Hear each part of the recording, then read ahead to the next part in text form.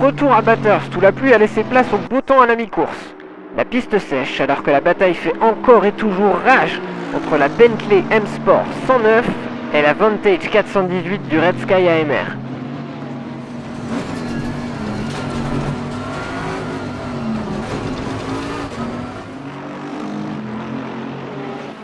A l'avant, l'AMG GT3 Straker Racing continue de caracoler en tête des 12 heures de Bathurst. L'équipage n'a pas quitté cette position depuis le premier virage à 5h45. Mikhail Aleshin dans sa 488 ne perd pas la Mercedes des yeux à l'affût de la moindre erreur.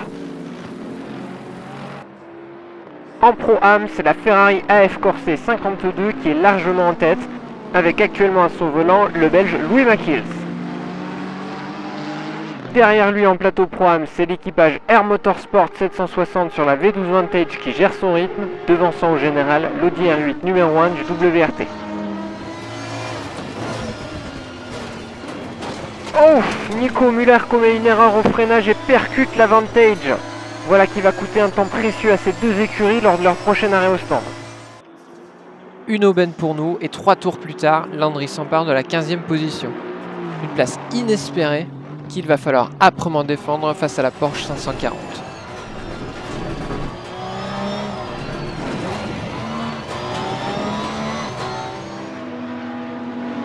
L'écurie Black Swan Racing fait clairement figure de menace principale pour l'équipe française Red Sky AMR.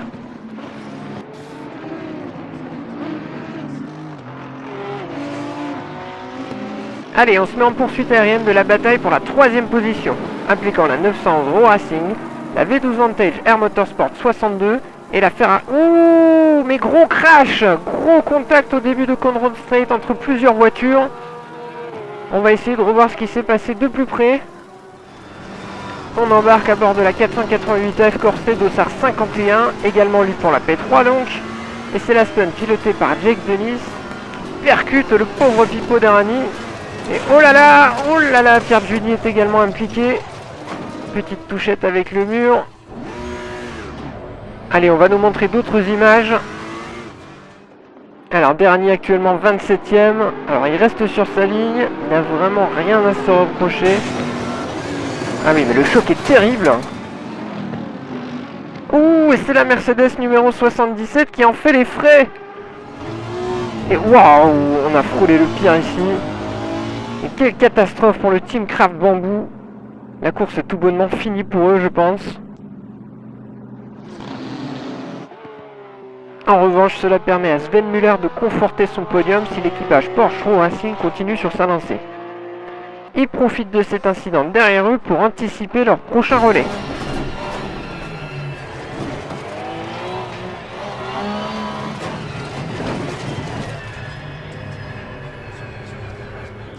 Le team allemand fait entrer Mathieu Jaminet en piste pour son prochain stint.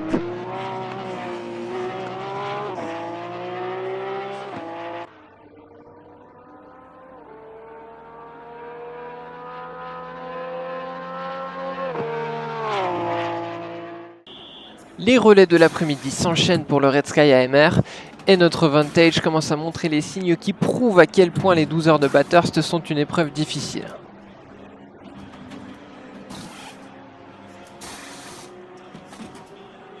Le pit crew s'affaire à équiper la voiture de nouvelles gommes, tandis que Dustin Kensrue s'apprête à faire son dernier relais.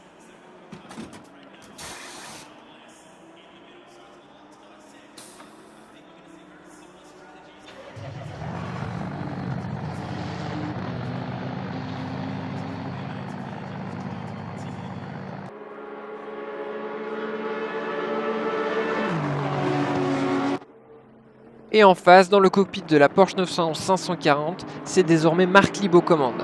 Un pilote d'expérience qui met rapidement une très forte pression sur lui. Et à l'approche de Quarry, la bataille fait rage en Pro-Am avec la Porsche de Marc Lieb qui prend l'intérieur pour... Nous cédons au Black Swan Racing la 14e position qui deviendra très rapidement une 12e position suite au déboire d'autres équipages. C'est Kevin Estre qui paraît en difficulté, un problème mécanique certainement. Le drapeau orange et noir lui est signalé, signifiant qu'il doit s'arrêter au stand rapidement. Lui aussi crée un ralentissement à la fin de la section sinueuse. Alors que la bataille fait rage derrière lui. Matsuda dans la GTR se décale, en même temps Colsen. Ouh, choc très violent. Et la Porsche 99 qui part en toupie. Des images très impressionnantes encore à Conrad Strait. Ah oui, Dennis Olsen qui va tenter de ramener la voiture au stand comme il le peut. Grosse désillusion pour eux. Et les rescapés de l'incident ne s'arrêtent pas là. La course continue. Et le malheur des uns fait le bonheur des autres. La Bentley Continental numéro 107 aux mains de Stephen Kane se hisse en P4. L'après-midi avance et les batailles sont serrées dans le peloton, comme celle-ci pour la 13e position entre la Vantage 418 et l'Audi 23 du Team Valvoline. Jusque là, Dustin Kensrue résiste au V10 de la R8. Et même mieux que ça, puisqu'il va creuser l'écart avec ses poursuivants grâce à une excellente gestion du trafic.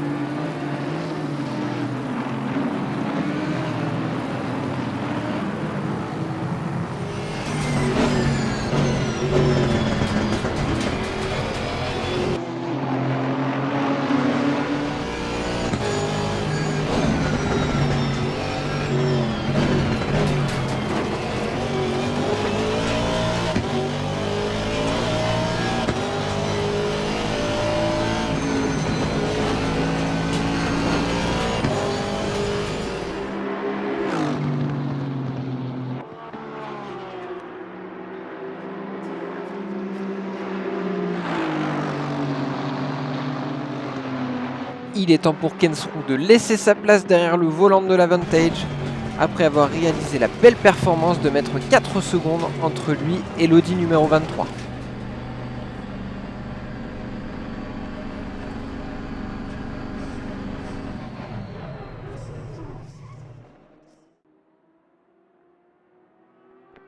Et coup de tonnerre sur la tête de la course. C'est la Ferrari 72 SMP Racing qui ressort le plus vite des stands lors de leur dernier arrêt. La course est relancée, alors que la Mercedes 44 va devoir se battre pour récupérer le lead. Malgré un arrêt au stand très bien réalisé pour l'équipe, l'efficacité chirurgicale du Team Valvoline permet à Kevin van der Linde de filer juste devant nous, cette fois pour la 12e position. Come on. Oh. Soft.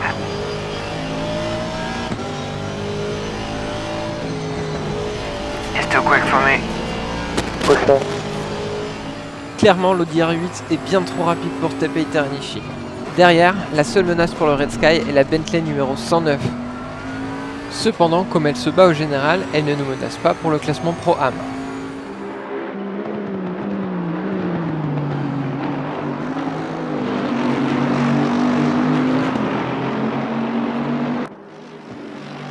Les 17h45 se rapprochent et l'issue de la course paraît de plus en plus certaine tant Aleshin a conforté son avance au volant de la Ferrari.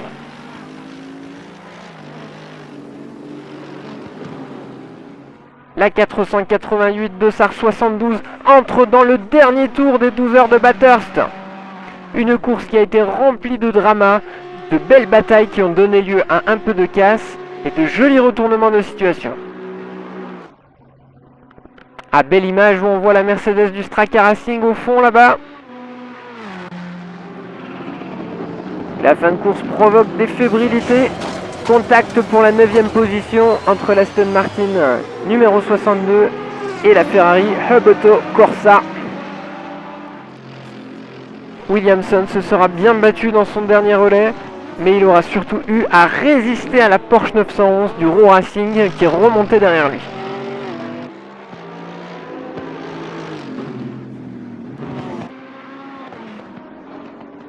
Une prestation globalement irréprochable pour l'écurie britannique. C'est juste que le SMP Racing aura été trop fort aujourd'hui.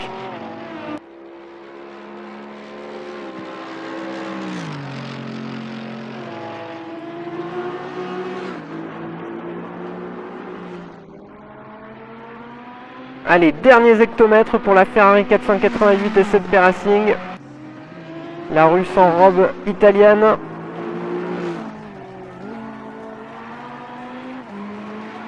Et c'est fait! Après avoir signé la pole, l'équipage 72 du SMP Racing remporte les 12 heures de Bathurst.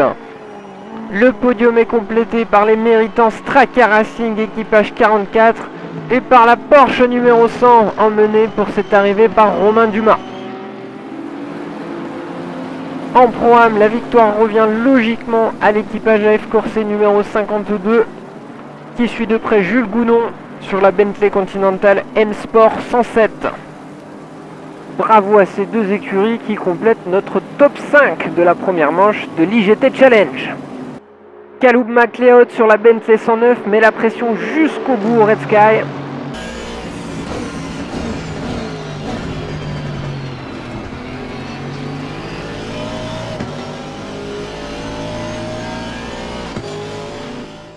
Mais cela ne suffira pas. Et la nouvelle structure française Red Sky AMR s'empare d'une brillante 13e position. Wouh! Yes! Et surtout, notre première course se solde par un podium en catégorie Pro-Am, ce qui est aussi fantastique et inattendu. Voilà donc les résultats officiels des 12 heures de Bathurst, cette première manche de l'IGTC. Avec donc la belle victoire de la 488 SMP Racing, superbe, bravo à Lechine, Rigon et Molina. Devant la Mercedes AMG Straka Racing numéro 44 et la Porsche 911 du Raw Racing. 4e position pour la Bentley Continental Team M-Sport 107 qui a su éviter les embûches de cette longue course et qui précède en 5e et 6e position les deux équipages AF Corse. Alors, la particularité c'est que c'est l'équipage Pro-Am qui est devant du fait de l'accident de la 51. Et à noter en 7e position, on ne les a pas beaucoup vus, mais la première Nissan GT-R Nismo du KCMG numéro 19.